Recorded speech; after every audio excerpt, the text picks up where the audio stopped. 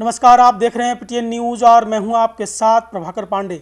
आपको बता दें कि इस वर्ष चुनावी वर्ष है और चुनावी वर्ष से पहले ये अटकलें लगाए जा रहे हैं कि मुख्यमंत्री नीतीश कुमार के बेटा निशांत कुमार पॉलिटिक्स में आ सकते हैं। ये खबर सिर्फ बिहार में ही नहीं, दिल्ली तक ये बात चल रही है। दिल्ली से लेकर बिहार तक ये बातें चल रही है कि मुख्यमंत्री नीतीश कुमार के बेटे निशांत कुमार पॉलिटिक्स में आने वाले हैं और जल्द ही बड़ा फैसला लेने वाले हैं जदयू के उच्च अधिकारी।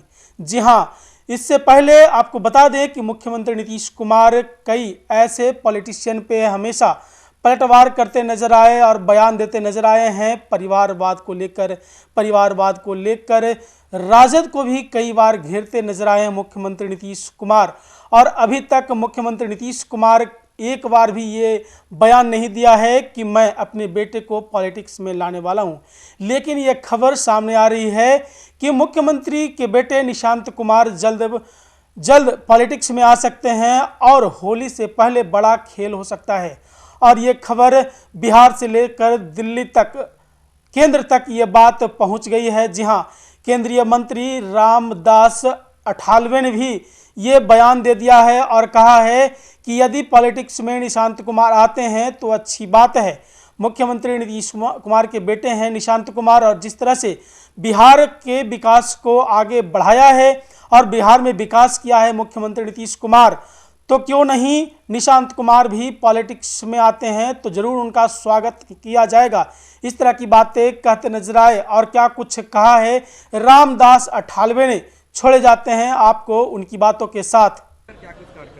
मतलब एक वेयर हाउस का इनॉग्रेशन है और कोल्ड स्टोरेज का भी इनॉग्रेशन है। वहाँ एक किसान मोर्चा का काम करने वाले लोग हैं, उन्होंने मुझे बुलाया है। मैं अभी पटना से डायरेक्ट वैशाली जा रहा हूँ। उसके बाद मुजफ्फरपुर में एक ऑफिशियल मीटिंग है, तो अटेंड करके मैं आज ये रात को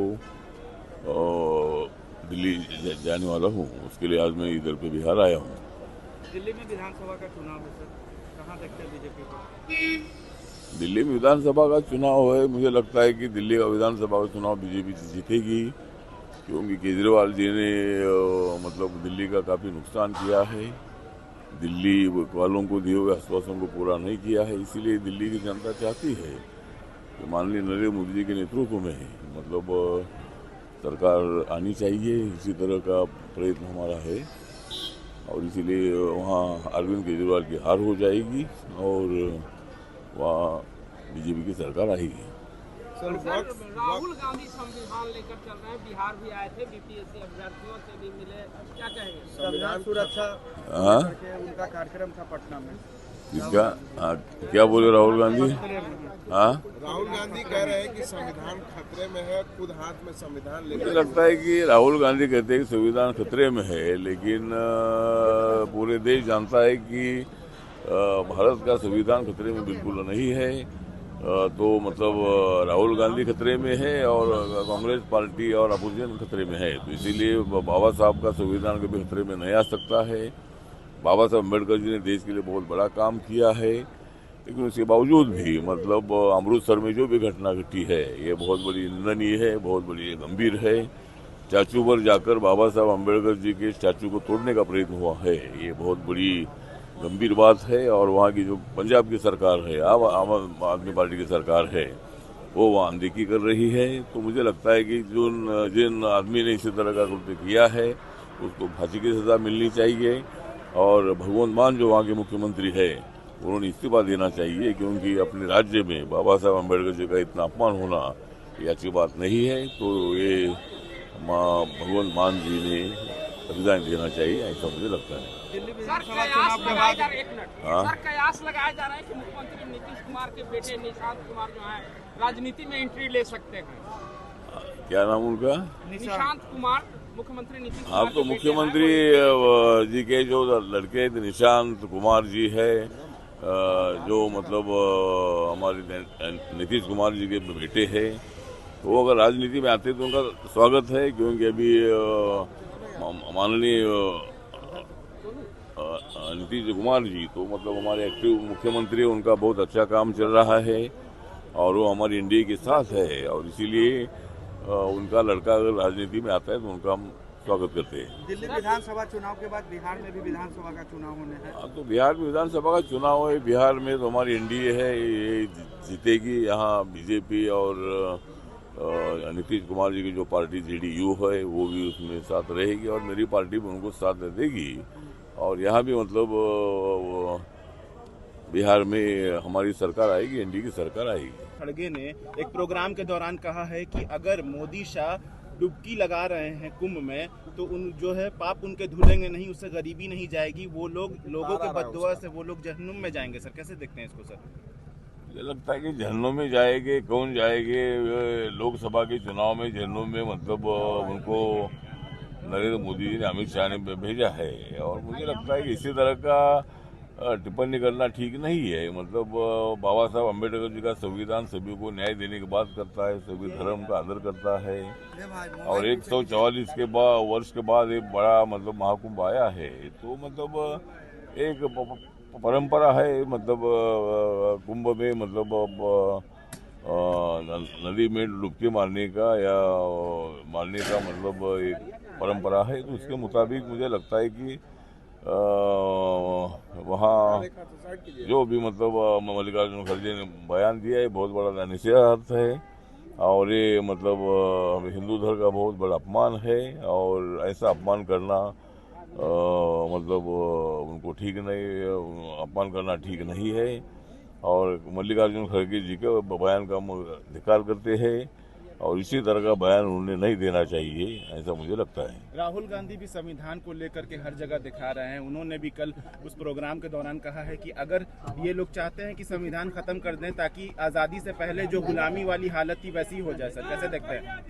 मुझे लगता है कि संविधान बिल्कुल खतरे में नहीं आ सकता है। संविधान तो मतलब बढ़िया संविधान है, और संविधान कभी खतरे में नहीं आ सकता है। और मैंने बोला कि अमृतसर में बाबा साहब के स्टैचू पर हमला हुआ है, कितने भी हमले होने दो, बाबा साहब अम्बेडकर जी का पुतला टूटेगा नहीं, संविधान टूटेगा नहीं। संविधान इतना मजबूत है कि मतलब संविधान कोई तोड़ नहीं सकता है। लोग खुद टूट जाएंगे, लेकिन बाबा साहब का संविधान टूटेगा नहीं, क्योंकि वो देश की प्रॉपर्टी है और देश का बहुत बड़ा वो सम्मान है संविधान। तो संविधान कभी बदल नहीं सकता है, और संविधान बदलने की भाषा करने वाले ही लोग मतलब यहाँ समाज में दूरियां पैदा कर रहे हैं। सर यूसीसी लागू हो गया है उत्तराखंड में, सर कैसे देखते हैं इसको? सर जेडीयू को नाराजगी है सर। ठीक है, अभी ऐसा है कि एक तो जो हमारे धामी साहब है वहाँ के मुख्यमंत्री है, और उन्होंने मतलब वहाँ कॉमन सिविल कोड जो है वो वहाँ लागू किया है। तो इसका मतलब ये है कि भाई हिंदू मुसलमान को एक लाने का ये प्रयत्न है। ये कानून कोई मुस्लिम विरोधी नहीं है। तो मुझे लगता है कि सबके लिए समान कानून होना चाहिए, इसीलिए मतलब उत्तराखंड में ये कानून बनाया गया है, और उसका हम स्वागत करते हैं। और मुस्लिम कम्युनिटी में इस पे ये कानून अपने विरोध में ऐसा नहीं मानना चाहिए। हम सब लोग मिलकर देश को मजबूत करेंगे, और देश आगे बढ़ेगा नरेंद्र मोदी जी के नेतृत्व में। वक्फ बिल को लेकर के काफी हंगामा हो रहा है, 10 सांसदों को सस्पेंड। वक्फ बिल को लेकर के हंगामा हो रहा है, 10 सांसदों को सस्पेंड भी कर दिया गया है जेपीसी की बैठक में। बहुत ज्यादा उसके खिलाफ है कि जेपीसी जो है वो मुसलमानों के लिए है, मुसलमानों के विरोध में है ये वक्फ बिल। मुझे लगता है कि वक्फ बिल मुसलमानों के विरोध में बिल्कुल नहीं है। वक्फ बोर्ड जो कुछ मुसलमानों की प्रॉपर्टी है, और आम मुसलमानों को इसका फायदा बिल्कुल होता नहीं है। इसीलिए मतलब उनका फायदा सब मुसलमानों को होना चाहिए, इसीलिए ये बिल लाया गया है। ये बिल मुस्लिम विरोधी नहीं है, और जेपीसी के पास मतलब जॉइंट पार्लियामेंट्री कमेटी के पास ये बिल भेजा है, और अभी इसका फैसला आ जाएगा। लेकिन मुझे लगता है कि बिल में क्या अमेंडमेंट करनी है, क्या सुझाव देना है, ये कांग्रेस और जो अपोजिशन उनको अधिकार है। तो मुझे लगता है कि हर बिल मुस्लिम विरोधी ऐसा बिल्कुल नहीं है। मुस्लिम भी अपने ही हैं, अपने देश के नागरिक हैं, तो उनका विरोध करना ये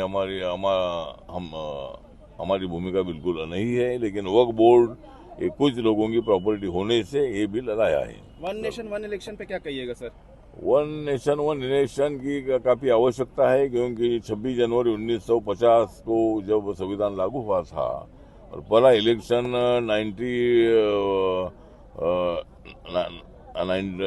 1952 को हुआ था, तब 1952, 1957, 1962, 1967, 1972 तक लोकसभा विधानसभा चुनाव एक साथ लड़े जाते थे। और इसीलिए मुझे लगता है कि ये जो तो इसीलिए माननीय नरेंद्र मोदी जी का मिशन है कि खर्चा बचाने के लिए लोगों का वक्त जो है वो मतलब हर बार इलेक्शन के लिए वोट के लिए जाने के लिए लोगों को मुश्किल होता है। इसलिए एक बार अगर लोकसभा विधानसभा इलेक्शन होती है तो हजारों करोड़ रुपया बच सकते हैं। और इसीलिए मुझे लगता है कि विपक्ष विरोध करेगा तो भी हम बिल पास करेंगे। ये बिल देश के हित का है और विरोधी दलों को विरोध करने का अधिकार है, लेकिन ऐसे बिल का विरोध नहीं करना चाहिए। अपोजिशन ने भी इस बिल का सपोर्ट करना चाहिए।